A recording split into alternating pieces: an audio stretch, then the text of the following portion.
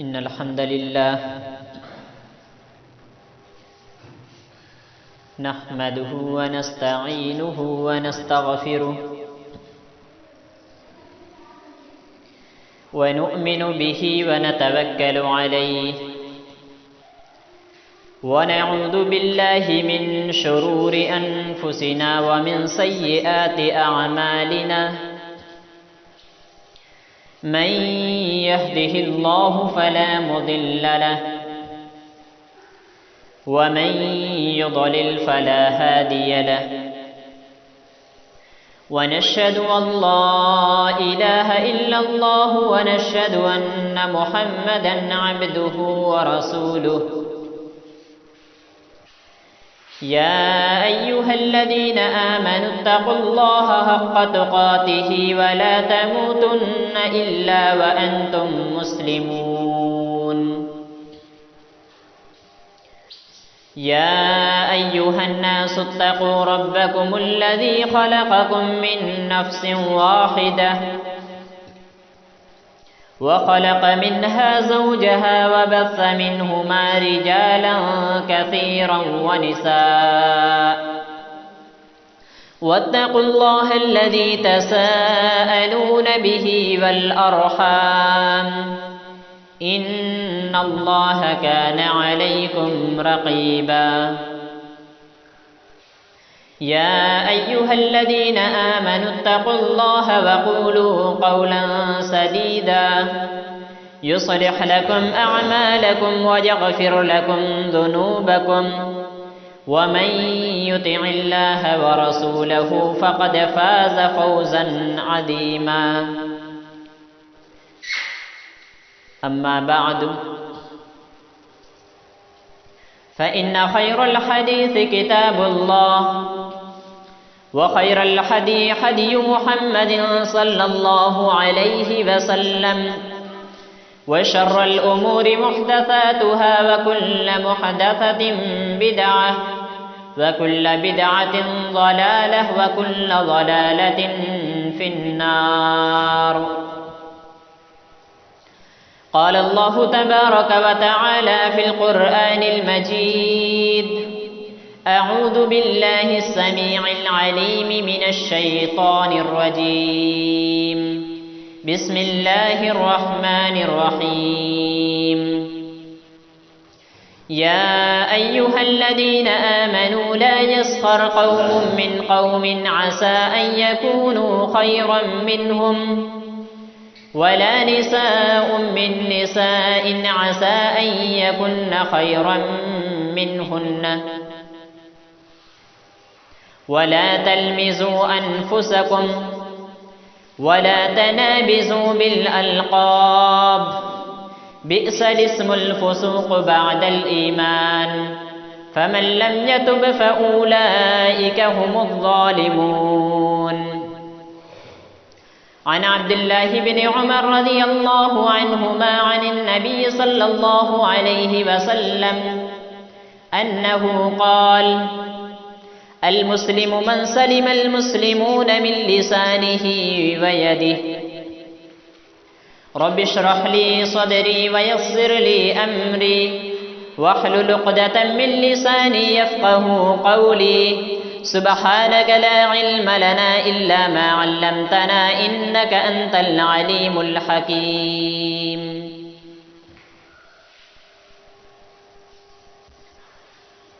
تمام قسم کی تعریف و توصیف، کبریائی و بڑائی،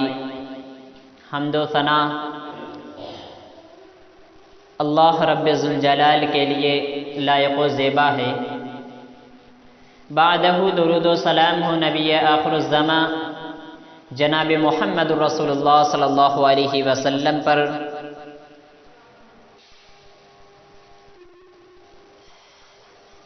ہم جن سماج اور سوسائٹی میں زندگی گزار رہے ہیں،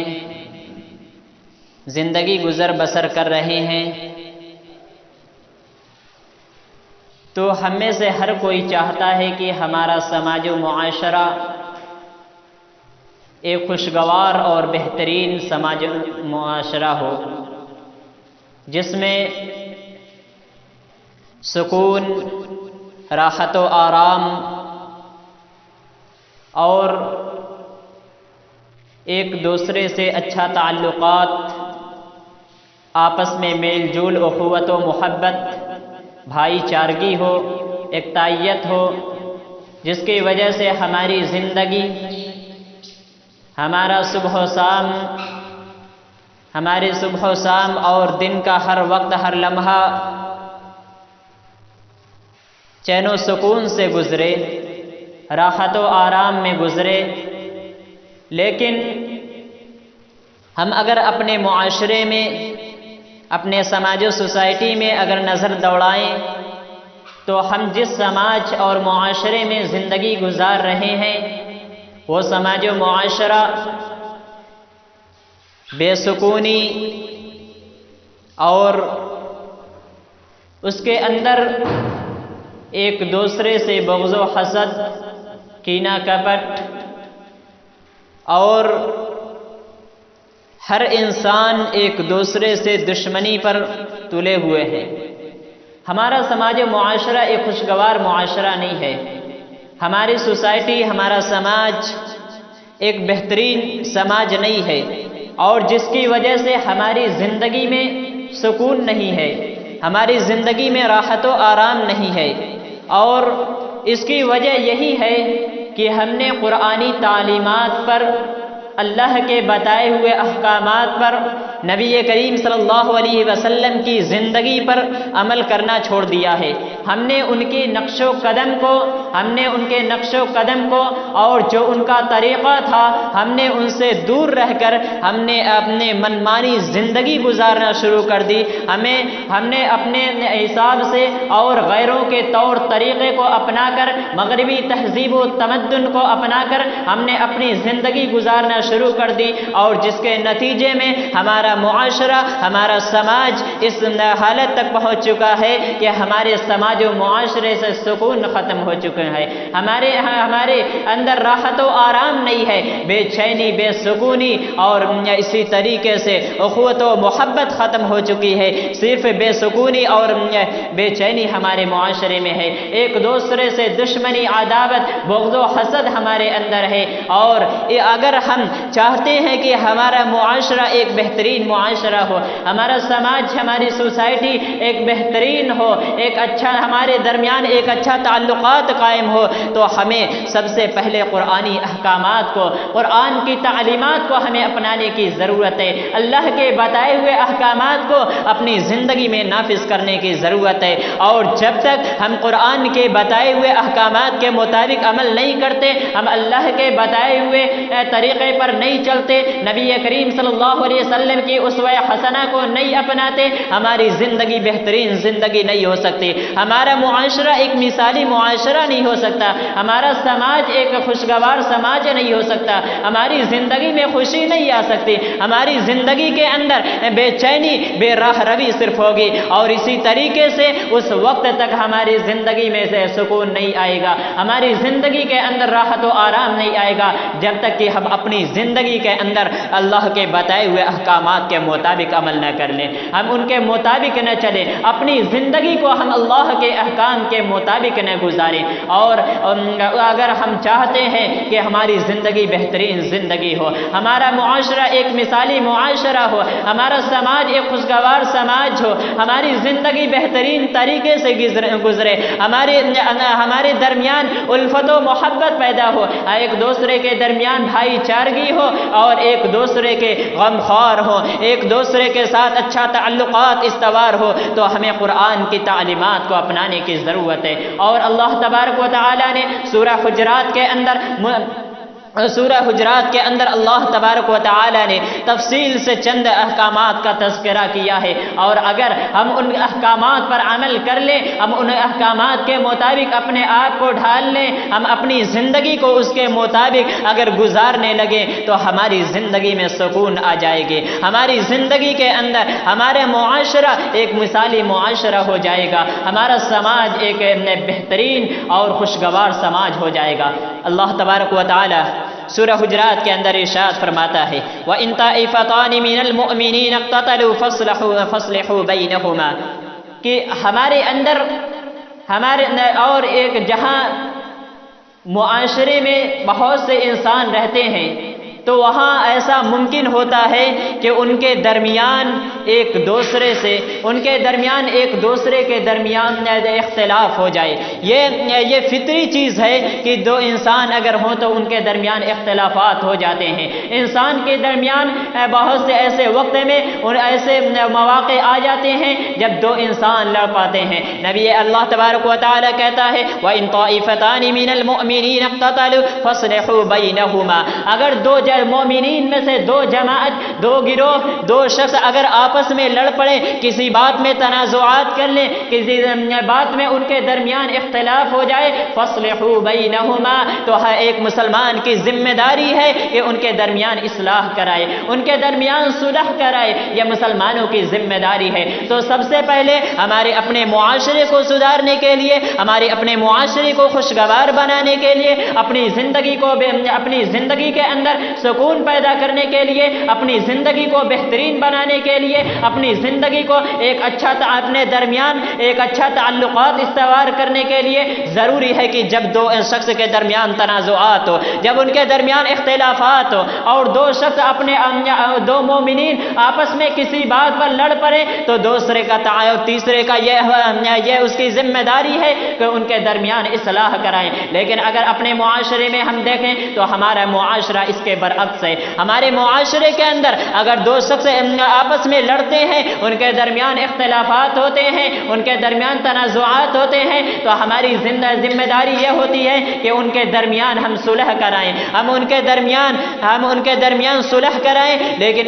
لیکن ہمارا یہ ہوتا ہے کہ ہم ان کا اور لڑاتے ہیں، ہم ان کے درمیان اور ایسی باتیں انہیں کہتے ہیں کہ دو شخص آپس میں لڑ پڑیں، دو شخص آپس میں ان کے جھگڑے اور مزید ان کے جھگڑوں میں اضافہ ہو جائے، ان کے درمیان اور تنازعات بڑھ جائے، ان کے جھگڑے اور بڑھ جائے۔ تو مسلمانوں، سب سے پہلی جو ذمہ داری ہے اور جو ہمارے معاشرے کو خوشگوار معاشرہ بنانے کے لیے جو ذمہ داری ہم پر عائد ہوتی ہے اور قرآن کے جو احکام ہیں وہ یہ ہے کہ فَاصْلِحُوا بَيْنَهُمَا، ان کے درمیان ہم صلح کرائیں، ان کے درمیان ہم اصلاح کریں۔ یہ اللہ تبارک و تعالی کے احکام میں۔ دوسرا احکام اللہ تبارک و تعالی اس کے آگے فرماتا ہے یا ایھا الذین آمنوا لا یسخر قوم من قوم عسى ان یکونوا خیرا منهم، کہ اے ایمان والو تم میں سے کوئی کسی قوم کا مذاق نہ اڑائے، کوئی بھی شخص کسی دوسرے شخص کا مذاق نہ اڑائے، کوئی فرد ایک دوسرے فرد کا مذاق نہ اڑائے، چاہے وہ کسی بھی چیز میں ہو۔ اگر ہمیں کوئی نعمت ہے، ہمارے پاس کوئی ایسی نعمت ہے جو دوسروں کے پاس نہیں ہے، تو اکثر یہ ہوتا ہے کہ ایک شخص اپنے سے کمتر اور نیچے شخص کا مذاق اڑاتا ہے۔ اللہ تعالیٰ کہتا ہے یا ایھا الذین آمنوا لا یسخر قوم من قوم عسى ان یکونوا خیرا منهم، اے ایمان والو تم میں سے کوئی قوم کسی دوسرے قوم کا مذاق نہ اڑائے، ایک فرد دوسرے فرد کا مذاق نہ اڑائے، عسى ان یکونوا خیرا منهم، اور قریب ہے کہ جس بھی چیز کی وجہ سے تم مذاق اڑا رہے ہو، تم اگر ان کی غربت کی وجہ سے، ان کے عدم نعمت کی وجہ سے یا کسی اور چیز کی وجہ سے تم مذاق اڑا رہے ہو، لیکن اگر اس کے معاملہ ہو سکتا ہے اس کے برعکس ہو، اگر تم ظاہری ان کی نعمت پر، عدم نعمت یا ان کے کمتری پر ظاہری طور پر تم ان کا مذاق اڑاتے ہو، لیکن اگر یہ بھی ہو سکتا ہے کہ دوسرے معاملات میں، دوسرے چیزوں میں ان کا مقام و مرتبہ تم سے بہتر ہو، عسى ان یکونوا خیرا منهم، وہ دوسرے معاملات میں تم سے بہتر ہو اور اللہ تبارک و تعالیٰ کے یہاں ان کا مقام و مرتبہ، ان کی حیثیت تم سے بڑھ کر ہو، اور ہو سکتا ہے بڑھ کر ہو۔ اللہ تعالیٰ نے اس آیت کریمہ کے اندر کہا یا ایھا الذین آمنوا لا یسخر قوم من قوم عسى ان یکونوا خیرا منهم۔ اسی طریقے سے آگے فرماتا ہے ولا نساء من نساء عسى ان یکن خیرا منهن، ایک عورت کسی عورت کا مذاق نہ اڑائے۔ سب سے پہلے اللہ تبارک و تعالیٰ نے ایمان والوں کو مخاطب کر کے، تمام ایمان والوں کو مخاطب کر کے فرمایا کوئی بھی شخص، کوئی بھی فرد، کوئی بھی گروہ، کوئی بھی قوم کسی دوسرے کا مذاق نہ اڑائے۔ اس کے بعد اللہ تبارک و تعالیٰ نے بالخصوص عورتوں کو مخاطب کر کے فرمایا، یعنی کہ یہ صفت جو اللہ تبارک و تعالیٰ نے اس آیت کریمہ کے اندر بیان کی ہے وہ عورتوں میں مردوں سے زیادہ ہوتی ہے۔ اسی لیے اللہ تبارک و تعالیٰ نے خاص طور پر عورتوں کو مخاطب کر کے کہا وَلَا نِسَاءٌ مِّن نِّسَاءٍ عَسَىٰ أَن يَكُنَّ خَيْرًا مِّنْهُنَّ، اور کوئی ایک عورت کسی دوسری عورت کا مذاق نہ اڑائے۔ اس آیت کریمہ کے اندر اللہ تبارک و تعالیٰ نے ایک فرد کو، ایک جماعت یا کوئی کسی بھی شخص کے مذاق اڑانے سے سختی سے منع کیا ہے۔ اسی طریقے سے نبی کریم صلی اللہ علیہ وسلم کی حدیث ہے کہ اگر کوئی شخص ہمارے درمیان ایسا ہوتا ہے جس کو ایک شخص دیکھ کر بہت ہی حقیر اور کمتر سمجھتا ہے، جس کے لباس پراگندہ ہوتے ہیں، جن کے بال بکھرے ہوتے ہیں، وہ ظاہری طور پر انسان دیکھ کر اسے بہت ہی کمتر سمجھتا ہے، اسے حقیر سمجھتا ہے، لیکن اللہ تبارک و تعالیٰ کے یہاں ان کا مقام و مرتبہ، ان کی حیثیت یہ ہوتی ہے کہ اگر اللہ پر کوئی قسم کھا لیں تو اللہ تبارک و تعالیٰ ان کے قسم کو ضائع نہیں کرتا، بلکہ اللہ تبارک و تعالیٰ ان کے قسم کو پورا کرتا ہے۔ اللہ تبارک و تعالیٰ کے نزدیک یہ مقام و مرتبہ ہوتا ہے۔ اس لیے اللہ تبارک و تعالیٰ کہتا ہے یا ایھا الذین آمنوا لا یسخر قوم من قوم، اے ایمان والو تم کسی بھی قوم کا، تم میں سے کوئی قوم کسی قوم کا مذاق نہ اڑائے۔ ولا نساء من عسى ان يكونوا خيرا منهم، قریب ہے کہ وہ تم سے بہتر ہوں، قریب ہے کہ وہ دوسرے معاملات میں تم سے بہتر ہوں۔ اسی طریقے سے اللہ تبارک و تعالی آگے فرماتا ہے ولا تلمزوا انفسکم، تم میں سے کوئی شخص کسی کے عیب چینی نہ کرے، کسی کی عیب چینی نہ کرے، یعنی اس کے یہ وہ صفات ہے کہ اگر کوئی شخص اس کو اپناتا ہے، اگر کوئی شخص ایسا کرتا ہے تو ہمارے معاشرے کے بگڑنے کا سبب بنتا ہے، ہماری زندگی میں بے سکونی پیدا ہوتی ہے، ہمارے معاشرے میں خلفشار پیدا ہوتا ہے، ایک دوسرے کے درمیان بغض و حسد پیدا ہوتا ہے، اور یہ ہمارے معاشرے کو بگاڑنے میں، ہمارے معاشرے کو بگاڑنے کا سبب بنتا ہے۔ اللہ تبارک و تعالی نے فرمایا وَلَا تَلْمِزُوا أَنفُسَكُمْ، اسی طریقے سے دوسری جگہ اللہ تعالی فرماتا ہے وَيْلٌ لِكُلِّ ہُمَزَةٍ لُمَزَةٍ، ہر نقطہ چینی کرنے والے، عیب چینی کرنے والوں کے لیے ویل ہے۔ اس آیت کریمہ کے تفسیر کے اندر دو چیزیں بیان کی گئی ہے۔ اللہ تعالی نے کہا ان کے لیے ویل ہے، ویل سے مراد یہ ہے کہ ایک ویل کا مراد بربادی اور ہلاکت کے ہوتا ہے، یعنی وہ شخص ہلاکت کے قریب ہے، وہ شخص ہلاک ہوگا، وہ شخص برباد ہوگا جو شخص عیب چینی کرے گا، لوگوں کے درمیان عیب چینی کرے گا۔ اور دوسرا ویل کا معنی یہ ہے کہ جہنم کے طبقوں میں سے، جہنم کے حصوں میں سے ایک ویل ہے جس کا جہنم کے حصوں میں سے ایک ایسا حصہ ہے جس کا نام ویل ہے، اور ایسا شخص اس کے اندر داخل ہوگا، یعنی اس جہنم کے جو ویل طبقہ ہے جس کا نام ویل ہے، اس کے اندر اللہ تبارک و تعالی ایسے شخص کو داخل کرے گا۔ تو جو شخص عیب چینی کرتا ہے اس کے لیے ہلاکت و بربادی ہے، اس کے لیے جہنم ہے، اور یہ ایسے صفات ہیں جو ہمارے معاشرے کو بگاڑنے کا سبب بنتی ہے۔ اس کے بعد اللہ تبارک و تعالی فرماتا ہے وَلَا تَنَابِزُوا بِالْأَلْقَابِ، کسی کو برے لقب سے نہ پکارو، کسی کو برے لقب سے نہ مخاطب کرو، کسی کو ایسے لقب سے، کسی کو ایسے نام کے ذریعے سے نہ پکارو جس کی وجہ سے وہ اچھا محسوس نہیں کرتا ہو، جس کی وجہ سے ہم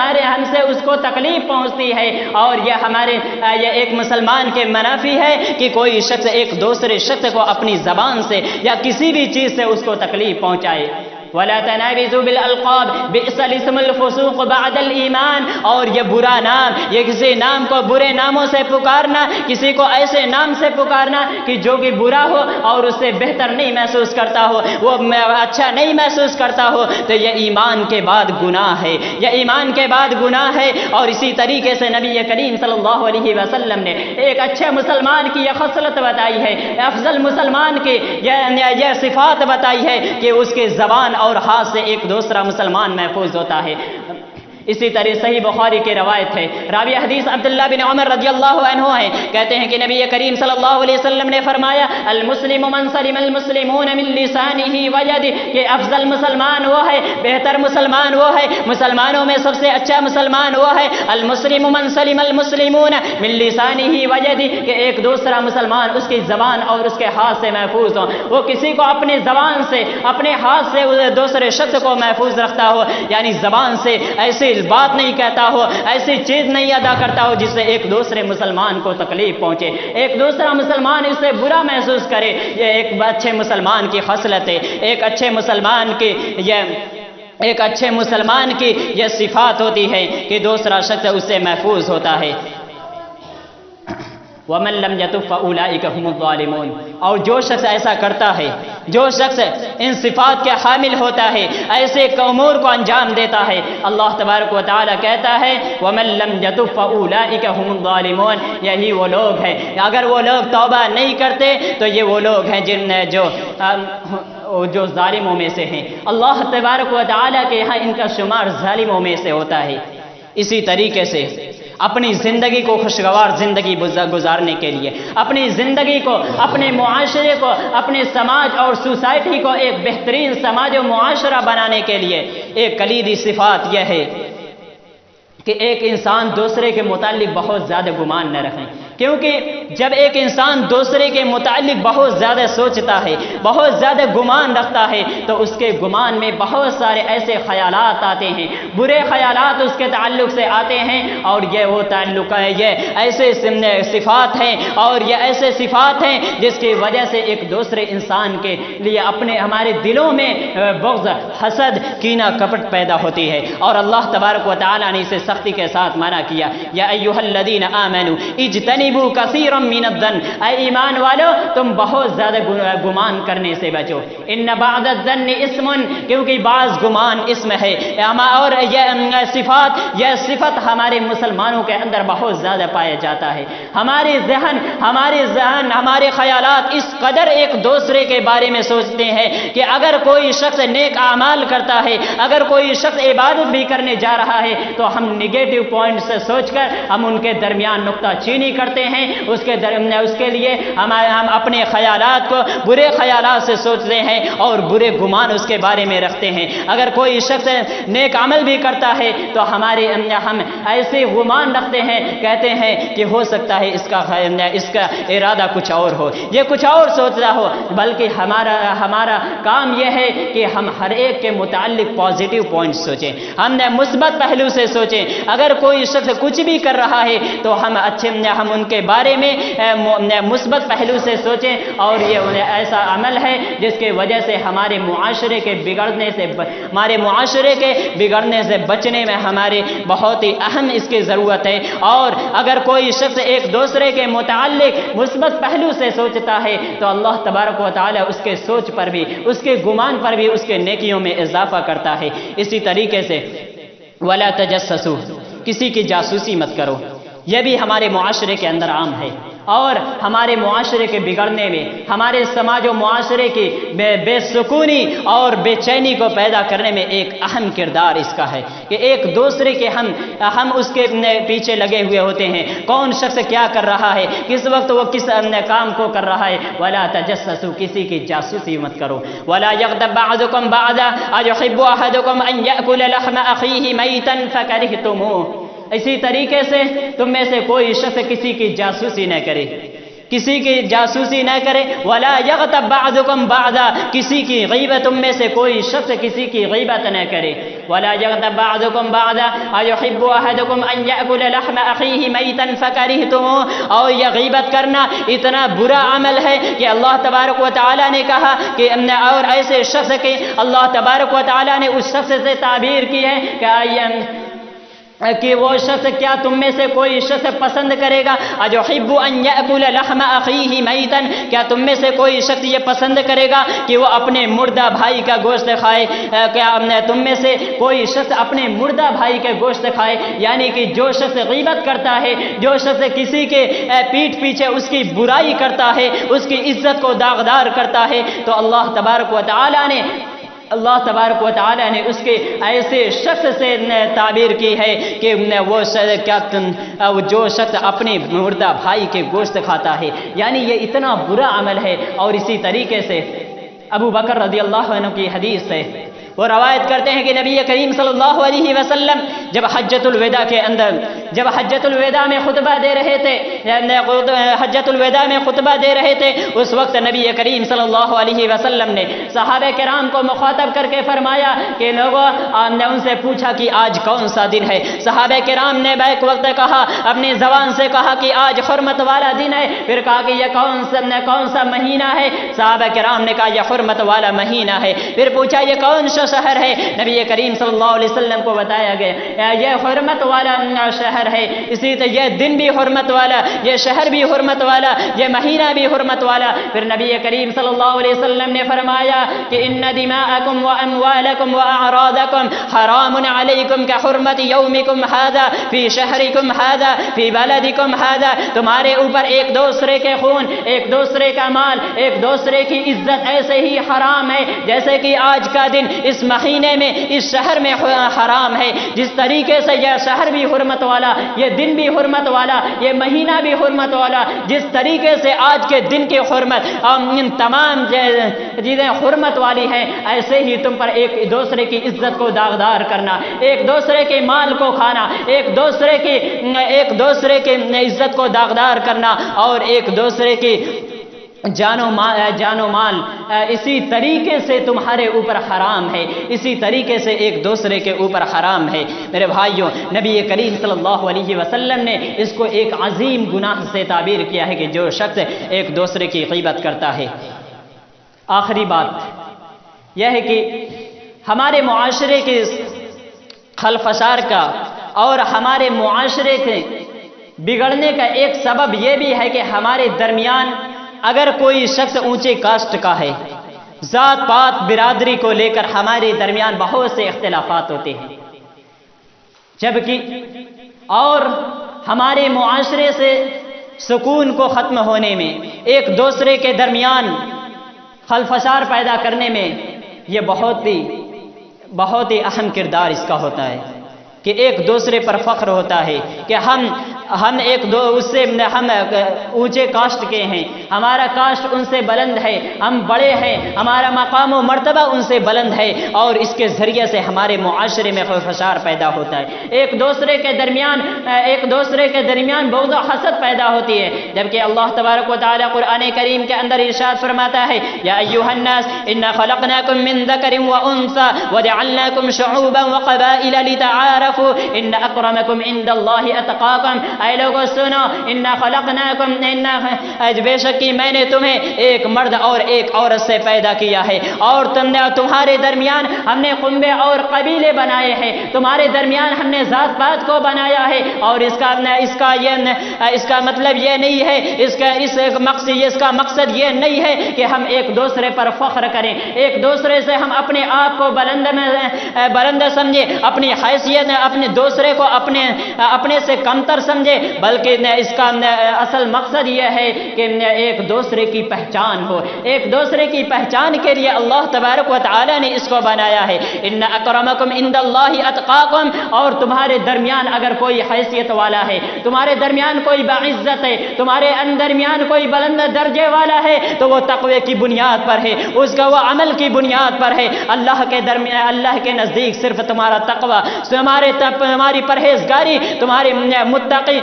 متقی ہونا یہ اللہ تبارک و تعالی کو پسند ہے، اور اسی وجہ سے تمہاری حیثیت ہوگی، تمہارا مقام ہوگا، تمہارا مرتبہ ہوگا، ورنہ یہ ذات پات، یہ برادری، اور یہ قنبے قبیلے، اس کی کوئی حیثیت نہیں ہے۔ تو مسلمانوں، یہ چند صفات ہیں، اگر ہم اس کو اپنی زندگی کے اندر نافذ کر لیں، اگر ہم اسے اپنا لیں، تو ہمارا معاشرہ، ہمارا سماج، ہماری سوسائٹی ایک بہترین سوسائٹی ہو سکتی ہے۔ ہمارے معاشرے سے بے سکونی ختم ہو سکتی ہے، ہمارے درمیان سے بغض و حسد ختم ہو سکتا ہے، ہمارے درمیان الفت و محبت پیدا ہو سکتی ہے، اور ہماری زندگی میں جو بے سکونی آئی ہے، جو بے چینی ہماری زندگی میں پیدا ہوئی ہے، وہ سکون چین و سکون کے اندر تبدیل ہو جائے گی۔ میرے بھائیو، ہر کوئی چاہتا ہے کہ ہماری زندگی ایک بہترین زندگی ہو، ہماری زندگی، ہمارا معاشرہ ایک خوشگوار معاشرہ ہو، ہمارا سماج ایک بہترین سماج ہو، ہمارے درمیان ہر کوئی شخص ایک دوسرے کا غمخوار ہو، ایک دوسرے کا مدد کرے۔ تو ہر ایک کو چاہیے کہ ان صفات کو اپنے اندر پیدا کر لیں، ان صفات کو اپنے آپ کو حامل بنا لیں، پھر ہمارا سماج و معاشرہ، ہماری سوسائٹی ایک بہترین سوسائٹی بن سکتی ہے۔ ضرورت اس بات کی ہے کہ ہم ان صفات کو اور اللہ تبارک و تعالیٰ کے بتائے ہوئے احکامات کو اپنائیں اور اس کے مطابق عمل کریں۔ آخر میں الہ العالمین سے دعا ہے کہ رب العالمین ہم تمام مسلمانوں کو قرآنی احکامات پر چلنے اور ایک دوسرے کے درمیان الفت و محبت، بھائی چارگی، اخوت و مودت پیدا کرنے کی توفیق عطا فرما۔ ہمارے درمیان سے بے چینی، بے سکونی کو ختم کر کے ہمارے درمیان سکون و اطمینان اور چین و سکون کو پیدا کر دے۔ آمین۔ وما علینا الا البلاغ المبین۔ اقول قولی هذا استغفر اللہ لی ولکم ولسائر المسلمین فاستغفروه انه هو الغفور الرحیم۔